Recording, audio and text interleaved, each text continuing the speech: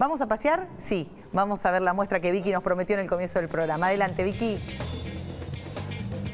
Hola, sí, acá estamos desde la Biblioteca Nacional. Una vez más quiero presentarles a Jorgelina Núñez. Ella es la curadora de esta muestra tan linda. Jorgelina, antes que nada, felicitaciones y muchísimas gracias, tanto por brindarnos esta exposición, esta muestra, este recorrido por el archivo y como por brindarnos esta nota. ¿Cómo estás? Bien, muchas gracias por venir a visitarnos y difundir la muestra que para nosotros llevó mucho tiempo, mucho trabajo.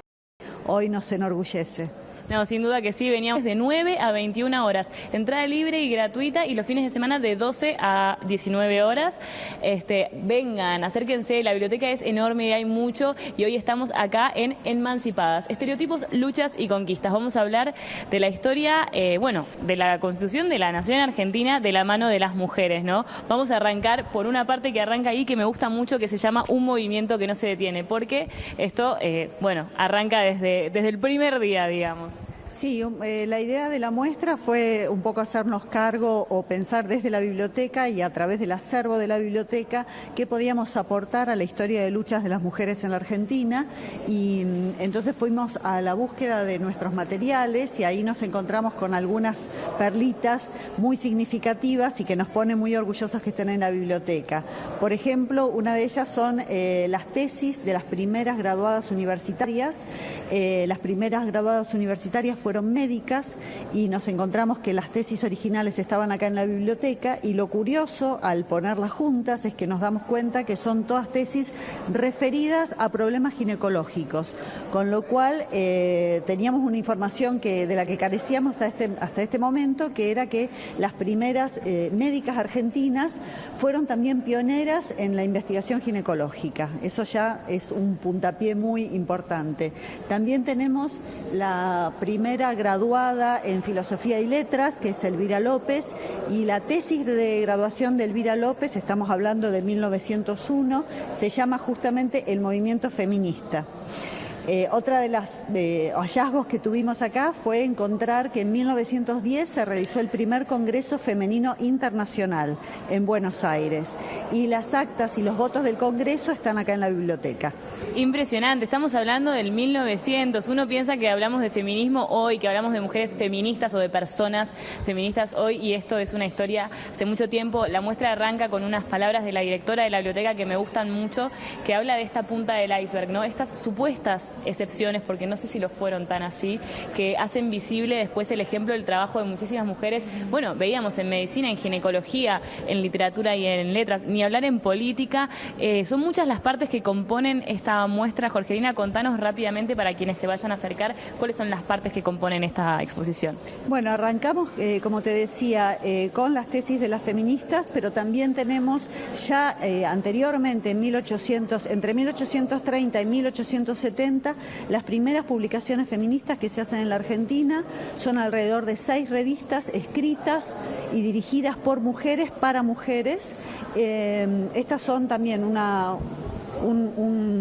aporte muy valioso que puede hacer la biblioteca, y son publicaciones que están en el tesoro de la biblioteca, en la sala del tesoro, y lo que nos llama la atención es que la bajada de estas publicaciones feministas, algunas de ellas fueron dirigidas por Juana Manso, que fue una educadora ilustre.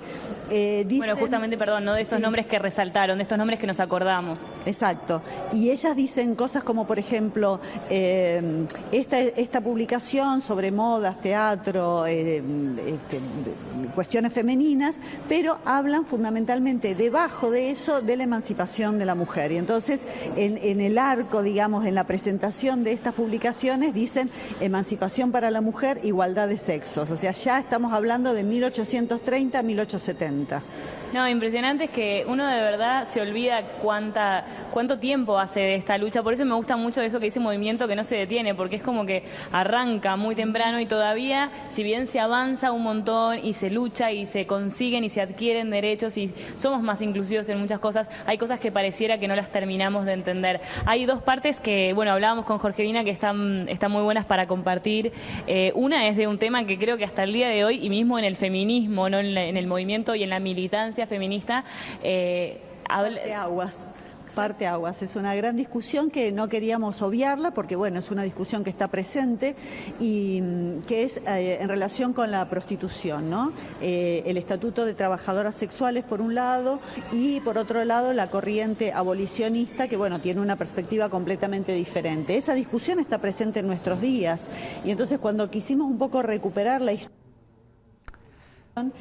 tuvimos el aporte valiosísimo del Centro de Estudios Históricos de San Pedro, que nos trajo de su acervo un registro de prostitutas, registro de saneamiento de prostitutas del año 1900, donde es, digamos, un material valioso y muy curioso porque muestra a estas personas con su nombre, con un número que se les asignaba, todo esto para que ellas pudieran tener una libreta sanitaria y ejercer la prostitución dentro de casas de prostitución, o sea, lo que se conocía como prostíbulos, ¿no? Y bueno, ver esas imágenes de esa época realmente es algo que llama mucho la atención y es un material muy interesante para conocer. Sin lugar a duda, y bueno, acá la parte de esta muestra se titula Elección o Necesidad, que es una excelente pregunta y creo que hay muchas preguntas alrededor de eso y la disputa está entre estas dos teorías, si se quiere, si es el oficio más antiguo del mundo o la opresión más antigua del mundo, porque, bueno, no hace falta ni nombrar, ¿no?, que es algo que divide entre varones y mujeres porque no hay la misma... Entre mujeres también. Bueno, claro, pero digo, no existe tal cosa como la prostitución o la explotación sexual desde el lado de mujeres hacia hombres, digo bien. Entonces es algo, bueno, que polemiza, que cuestiona y que está bueno que sea parte de esta muestra porque es una parte central de las mujeres a lo largo de la historia. Vamos a seguir recorriendo porque queda un montón, la muestra es gigante. Hablábamos de unas revistas, ¿no es cierto también, Jorgelina? Sí, estas son las revistas que decía yo del siglo XIX, de 1830 a 1870, son revistas muy delicadas que no están, digamos, en acceso al público, pero sí se pueden consultar en la Sala del Tesoro. Ellas son La Aljaba, La Flor del Aire, La Camelia, La Siempre Viva, Álbum de Señoritas y La Alborada del Plata. Cuando hablamos también de las mujeres, quisimos hacer visible todo lo que tiene que ver con el trabajo de las mujeres, que estuvo invisibilizado durante mucho tiempo, y la participación de las mujeres en todo tipo de trabajos, ya en el siglo XIX arranca muy tempranamente. Esta participación de la mujer en el trabajo la llevó obligadamente a exigir derechos sindicales y así como empezó a exigir derechos sindicales, también empezó a exigir derechos políticos. Entonces nos acercamos a lo que tiene que ver con la obtención del voto femenino, que se consigue recién en 1951, digamos, la ley es de 1947 y las mujeres argentinas votan por primera vez en 1951.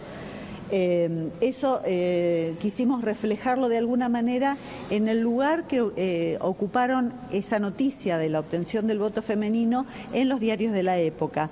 Y entonces lo llamativo es que en grandes diarios como La Nación o como Clarín dan la noticia de la salida de la ley y de la votación y ocupan una columna muy pequeñita. Entonces queríamos mostrar, digamos, el tamaño del diario y el pequeñísimo lugar que se le daba a una noticia de tanta relevancia como lo fue la obtención del voto femenino.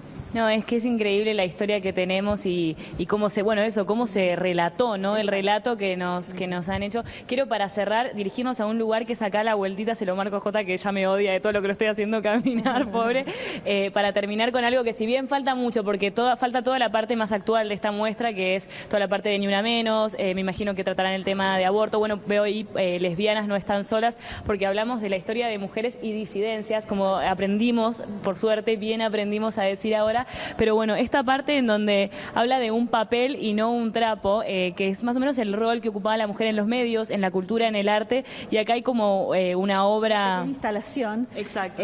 Durante la década del 50, del 60 y del 70, a raíz del rol fundamental que tuvieron los medios masivos de comunicación, vemos a la mujer en un doble rol. Por un lado, es la mujer consumidora de una cantidad de productos que se ofrecen para el hogar, o sea, para mantener a la mujer mujer en el ámbito del hogar.